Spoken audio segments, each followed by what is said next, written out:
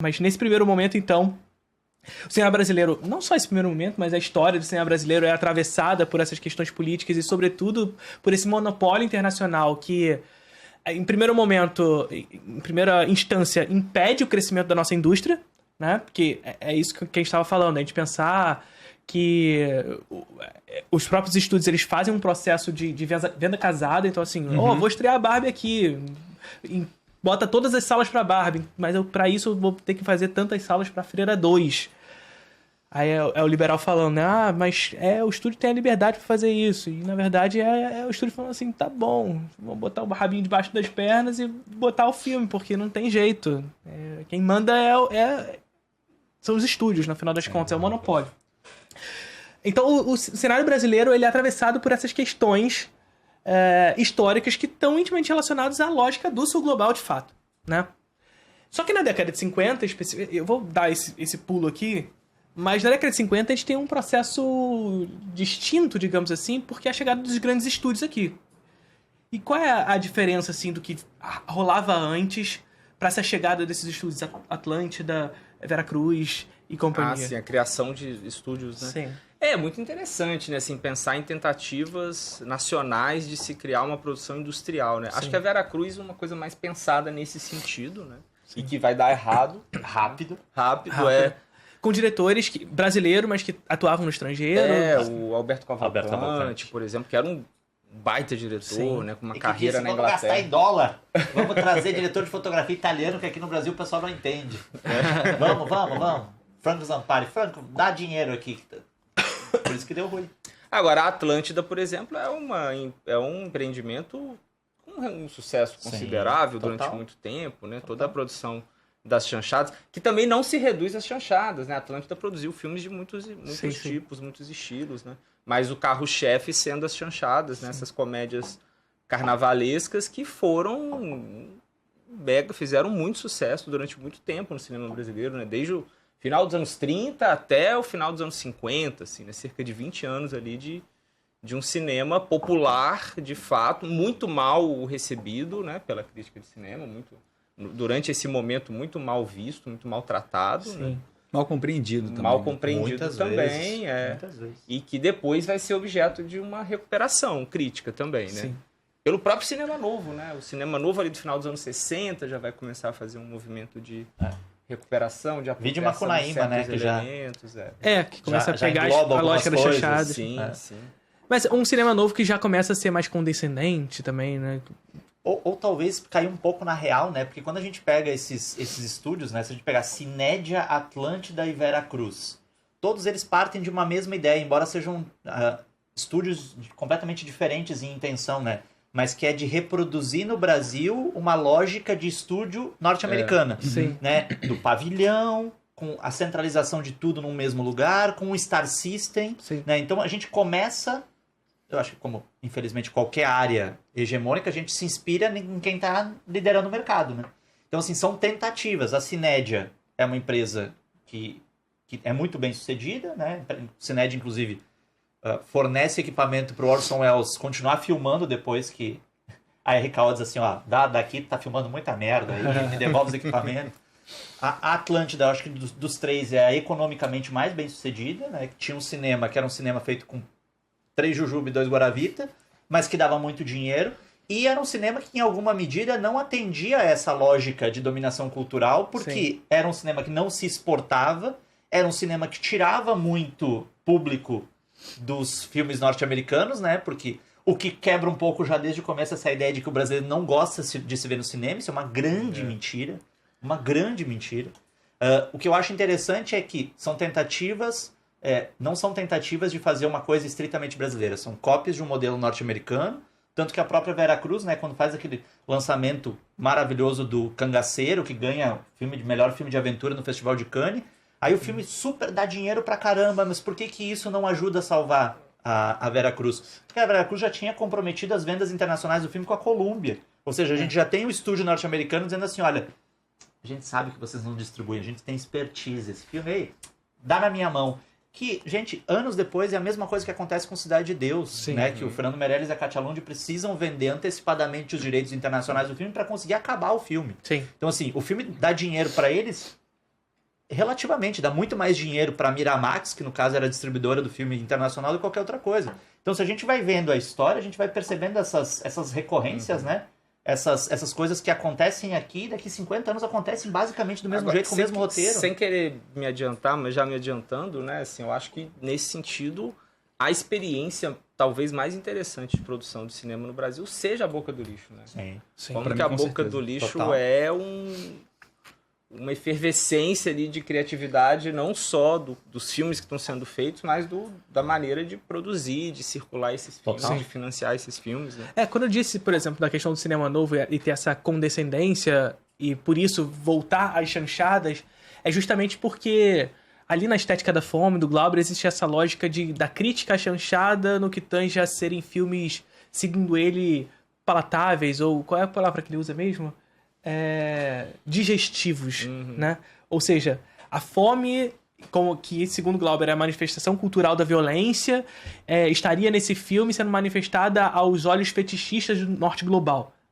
E aí entra a ditadura militar, os cinema novos se veem num dilema de fazer ou não fazer filme, né? Nesse cenário, e meio que magicamente, digamos assim, é lógico que não é magicamente, existe todo um contexto, eles resolvem voltar às chanchadas. Existe essa condescendência, que não tá no caso do cinema marginal, sim, que é um cinema que, abertamente, desde o seu início, tem essa valorização ao cinema popularesco brasileiro, mas não só brasileiro, mas estrangeiro também, trazendo... E o Marginal já surge apontando a necessidade de uma reinvenção do cinema brasileiro daquele momento, né? Tipo, isso aqui saturou um pouco, tipo, o Andrea Tonati, o Júlio Bressani, tipo, vamos encontrar um caminho novo. O cinema brasileiro precisa de um caminho novo. Assim. Perfeito. Agora, só uma coisa, eu acho interessante, às vezes, também, a gente pensar a história do cinema brasileiro para além de certas dicotomias também, né? Sim. No sentido de que, por mais que exista esse rechaço às chanchadas, né, no início do cinema novo e tal... Mas, por exemplo, se a gente pega uma figura como o Grande Otelo, que é um ícone das chanchadas, sim, é uma figura que está sendo reconhecida como sendo um grande ator desde o Nelson Pereira dos Santos, sim, lá com Rio Zona Norte. Sim, sim. Né? Depois vai fazer Assalto ao Trem Pagador com Roberto Farias. Né? Então, quer dizer, eu acho que existe esse rechaço, mas às vezes as posturas são mais ambíguas do que propriamente uma coisa só o tempo todo. Né? Eu lembro, por exemplo, de ler textos do Glauber, em que o Glauber desce a lenha no...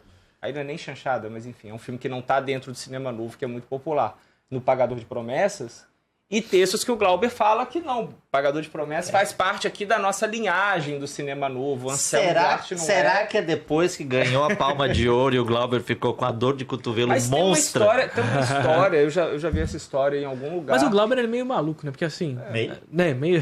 Mas assim, o Glauber ele se autoproclamou iniciador do cinema marginal, com Câncer. Né? De 73. Também tinha essa coisa muito de autopromoção. Sim, do cinema novo como um todo, não só do Glauber. Sim. Mas eu lembro, tem uma história, eu acho que é o... Não sei se é o Elias Heredo, acho que não é o Elias Heredo, não. Mas alguma figura importante ali, o Elias Heredo não era o crítico, né? Enfim, alguma figura importante, Alex Vianney, acho que era o Alex Vianney, que quando o Pagador de Promessas ganha a Palma de Ouro em Cannes, ele, acho que é o Truffaut, o presidente do júri. Sim, é o Truffaut. E ele reclama com o Truffaut e fala, não, vocês premiaram o filme brasileiro errado, não era esse filme representativo do cinema que a gente está fazendo aqui, né? Então... E se eu não me engano, na justificativa do júri em Cannes, eles falam, representante de um novo cinema brasileiro que está surgindo. Sim. E aí o pessoal do cinema novo mesmo, porque eu acho interessante que o cinema novo tem essa coisa oficial, né? A galera que se juntava nos bares de Copacabana do Catete, que formava uma patota. Sim. E uma coisa que eu acho que a gente, nesse momento, pode fazer, que é reconfigurar uma ideia de cinema novo, que é exatamente o que o Eric Rocha faz no documentário dele do Cinema Novo, que é de incorporar toda uma galera que oficialmente não fazia parte do Cinema Novo, mas que a gente pensa do ponto de vista historiográfico, eles estão lá, né? É Walter Hugo Cury, é Luiz Sérgio Persson, essa galera que nem não fazia parte da patota, mas que representava uma forma nova de fazer cinema. O próprio Roberto Farias, que é um cara que vem das chanchadas, mas que vai fazer um cinema também bastante moderno, ali a partir do Assalto ao Trem Pagador, né? Eu entrevistei um festival de Bonito o Reginaldo. Uhum. E ele falou, ele disse assim, uma das coisas, né, já quase nonagenário, o Reginaldo Faria, ele disse, uma das coisas que eu acho que deveria acontecer é uma releitura da carreira do meu irmão. Esse Meu Irmão foi muito mal lido à sombra do cinema novo. Sim. Então a gente sofreu muito preconceito por conta disso, porque a gente não era do time, a gente não era do grupo, a gente tinha outras aspirações estéticas, a gente tinha outra... Mas eu acho que bom que algumas pessoas estão relendo o cinema do Meu Irmão, que é um cinema... Ele falou exatamente isso, por isso que eu lembrei. É um cinema muito moderno, um cinema muito interessante. Então eu acho que cabe a gente também expandir esse conceito do cinema novo, né? Que virou uma coisa meio assim, quem gosta muito de cinema brasileiro, assim, o cinema novo, mas o cinema novo ainda continua, quando a gente sai um pouco desse nicho da cinefilia, continua uma coisa meio exclusivista, né? Sim. Uma coisa meio assim, do tipo, olha, veja aqui as paisagens, não sei o quê, e é uma das grandes críticas que o cinema novo sofria, né? Eu falo do povo, eu falo das mazelas do povo, mas eu não me comunico. Não me comunico com o povo, né? Mas vocês não acham que é importante também, apesar de toda a importância do cinema novo, evidente na história do cinema brasileiro, a gente solidificar essa ideia exclusivista também que o cinema novo teve na história do cinema? Talvez sim. Só que quando a porque, gente... assim, só pra ter uma... Porque pra galera ter uma ideia, a novela vague tem uma lógica um pouco parecida com isso. A margem esquerda e a margem direita, né? Então a margem esquerda é aquela galera que escrevia na Carrier, e a margem direita tava lá, Agnes Varda. Os playboy e os que tinham que se fuder pra conseguir fazer o dinheiro. Exatamente. Aí o pessoal diz assim, o Godard era playboy, gente. O pai dele tinha clínica, era médico, tinha clínica na Suíça. Do pobre ali, o Truffaut era mais do que o Godard. Sim, o Truffaut era mais. Aí, ó, Teixeira, e aí? Eu nunca defendi que ele era um pobre, né? Defenda o cara fazia filme foda pra caralho. Mas vai pros filmes, quem é melhor? Não, o Truffaut é melhor crítico do que cineasta. Acho que você prefere o Truffaut, né? Eu gosto mais, no geral, mais do Godard, eu acho. Mas eu acho que o Truffaut tem grandes filmes. Tem. Grandes filmes. Tem. Mas o Truffaut, o Godard é mais... Caralho. Sim, o Godard é mais Você caralho. gosta das fases exatamente. recentes dele? Não. 80 pra cá? Não? Difícil.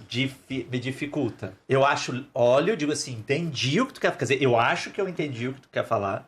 Eu acho muito interessante como experimento, mas eu acho que, pra mim, é uma...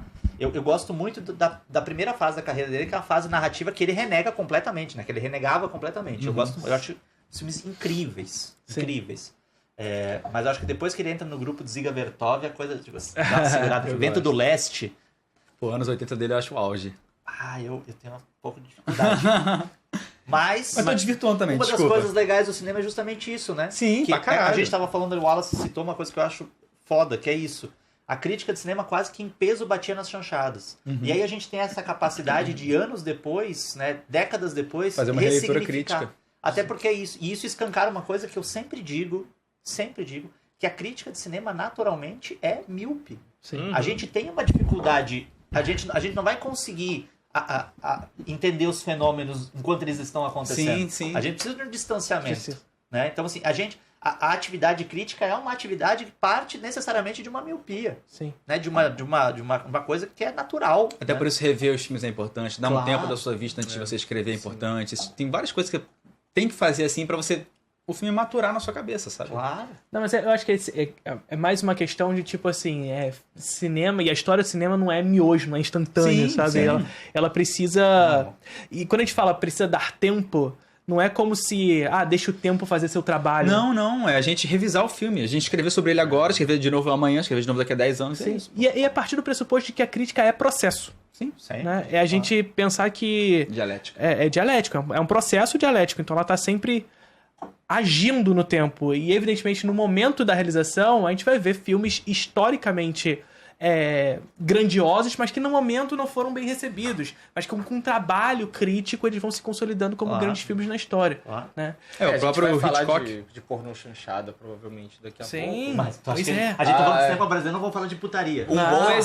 Um bom exemplo é a melhor pornô chanchada já feita nos Estados Unidos, Eu pensei que ela que vinha é Showgirls. Showgirls, porra. Não, Boa. se falar mal de Showgirls, gente, pelo amor de Mas Deus. que é um não. filme que foi defenestrado, foi humilhado, Sim. né? Aliás, uma belíssima palavra, defenestrado. Ela é muito específica. Eu cara, guardei muito bom. ela, eu ia usar no livro. Eu falei, não, vou guardar pra quando eu for no desencontro. Tem que usar. Muito bom, muito bom. Mas eu queria voltar lá pro cinema novo, porque eu puxei a novela vague Eu pra... que desviei, perdão. Não, fui eu que puxei a novela vague no meio. Que engraçado, vocês estão muito legaizinhos uns outros. pra quem ficava se dando torta na cara até há pouco tempo atrás e brigando por causa de regra, vocês estão muito legalzinho, mas pô. foi empate Flamengo e Vasco. Se um ganha, tava diferente. Não, o Matheus, ele tá tentando ser legal comigo, mas eu ainda não aceitei, não tô... Mas tem isso, né? Então, o cinema novista... Eu perguntei pra vocês justamente essa questão, se não vale solidificar essa ideia de que o cinema novo era de fato um movimento exclusivista nesse sentido, porque, sim, o cinema novo foi, se não o maior e mais importante movimento do cinema brasileiro, um deles. Sim. Isso é fato e evidente. Mas, ao mesmo tempo que foi isso, essa consolidação como o mais importante dos movimentos brasileiros passa também por essa absorção crítica, acadêmica, que ele consolidou no imaginário. E assim, destruindo outros movimentos, né? Que é quase uma cristalização de muitas coisas que estavam pairando ali culturalmente no Brasil. Assim como aconteceu esse processo na música, no futebol, com a seleção de 70 depois. Então são coisas que vão convergindo ali, chega num lugar e, porra, surge o cinema novo. Não é do nada, são coisas que vão caminhando para aquilo. Existe o cruzamento e chega o cinema novo. E tem coisas assim, eu acho essa consolidação do cinema novo é uma consolidação historiográfica, né? Pensar o cinema brasileiro muito na perspectiva do cinema novo, que vem dos próprios diretores, né? Porque muitos deles escreviam, né? O próprio Glauber, sobre isso, né? Então eles estavam fazendo filme e produzindo discurso, produzindo texto e tal. Então eles estão ali meio que já demarcando o lugar deles em relação a todos os outros enquanto eles estão fazendo o filme. Eu acho que é fundamental a gente ter essa perspectiva crítica em relação a uma historiografia que eu acho que hoje já é muito criticada, mas acho que ainda é hegemônica, né, do cinema brasileiro, o que não significa tirar valor do que o cinema novo fez. O cinema novo tem filmes bons pra caralho. Assim. Não só filmes bons pra caralho, como importantes filmes pra nossa historiografia. Exato. A sua importância histórica é relevante.